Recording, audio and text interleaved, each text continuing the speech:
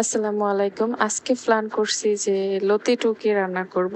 এখনকার যেহেতু বর্ষার সিজন, এই সময়টাতে বর্ষাকালের সিজনে গ্রাম অঞ্চলে অনেক ধরনের কিন্তু প্রাকৃতিক খাবার পাওয়া যায়। যেমন লতি, তারপরে আছে যে কচুর ডাঁটা খাওয়া যায়, তারপরে কচুর লতি খাওয়া যায়, কচুর ফুলা যেটাকে বলে আমরা ফুলা বলি। তো ওইটাও কিন্তু খাওয়া যায়। কোনোটাই কিন্তু ফেলার যোগ্য না। তারপরে আবার আছে যেমন হেলেঞ্চা শাক বলে, ওটাও কিন্তু খাওয়া যায়। ধানকুনি পাতা, ওটাও খাওয়া যায়। মানে অনেক খাবার আছে এরকম ধরতে গেলে।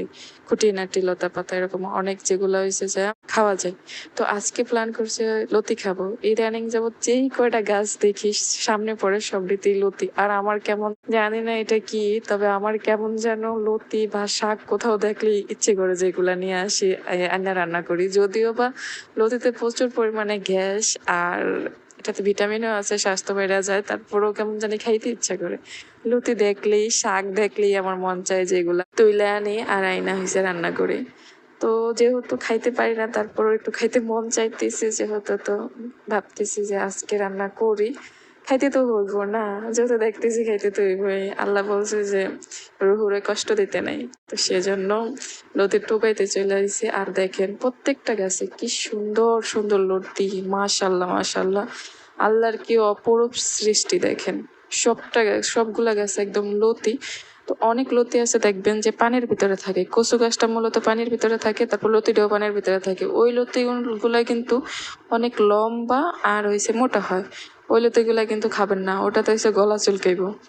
ওটা আমরা নিই না, আর ওটাতে অনেক গলা চুলকায়। তো আমরা নিই হচ্ছে এইসব ধরনের লতি যেগুলো যে তরলে থাকে, যে যে জায়গায় হয়েছে পানি আসে না, পানির কোনো চলাচল নাই। আর লতিগুলো একদম সাদা সাদা চিকন চিকন থাকবে, ওগুলাই মূলত হয়েছে যায় গলার ধরে না। তো আমি লতি টুকাইতেছি, সুন্দর মাশাল্লাহ, অনেক সুন্দর।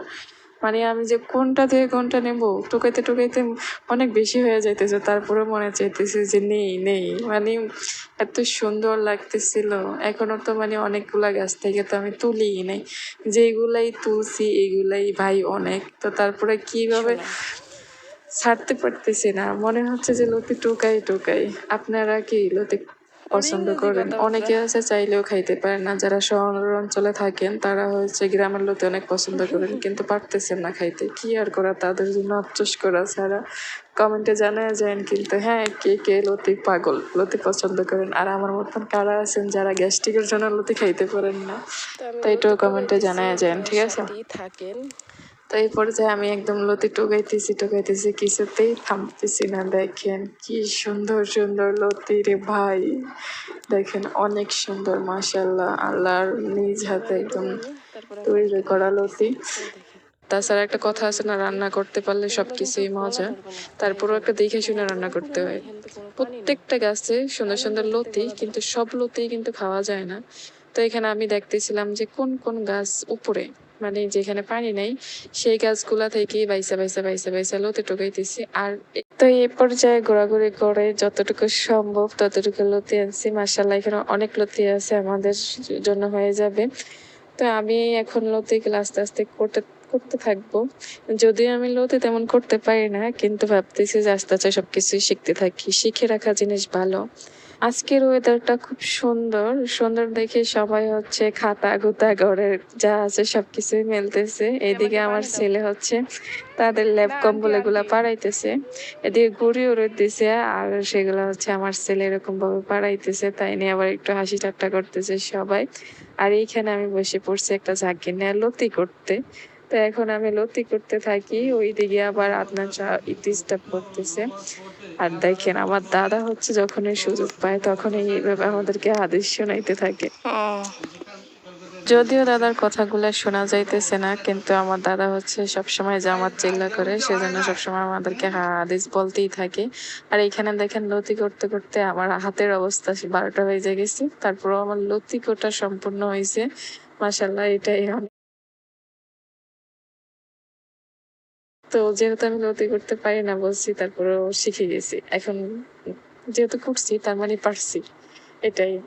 তো লতি কোটা যেহেতু শেষ, এখন আমি হচ্ছে এটাকে ফুকিয়ে নিয়ে যাচ্ছি ধুইতে। তো যেইখানে হচ্ছে আমাদের ঘাটলা, মানে যেখান দিয়ে হচ্ছে আমরা গোসল করি, সেইখান দিয়ে ধুইবো না, ধুইলে হচ্ছে পরবর্তী টাইমে গোসল করলে আমাদের গা চুলকাইবে। সেজন্য আমি পুকুরের এক প্রান্ত থেকে আরেক প্রান্তে চলে গেছি, আর সেখানে যেই আমি লতিগুলা ধুইতেছিলাম।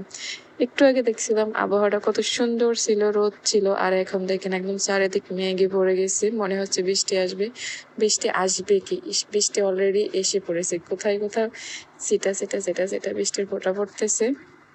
মানে এখনকার সিজনটাই এরকম, কখনো ঝলমল ঝলমলে রোদ আর কখনো বা হঠাৎ বৃষ্টি, এরকম একটা। তো এইখানে দেখেন একটা কলার মোচা, এই মোচাটা দেখতে আমার খুবই ভালো লাগতেছিল, ভাবছি এটাকে পায়রা খাবো পায়রা খাবো পায়রা খাবো করতে করতে এটা বড় হয়ে যাইতেছে, কিন্তু তারপরে পারা হইতেছে না।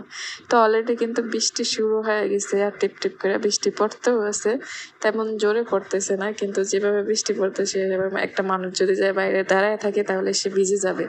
যেমন নামাইছে আমাদের কাকি সবগুলা।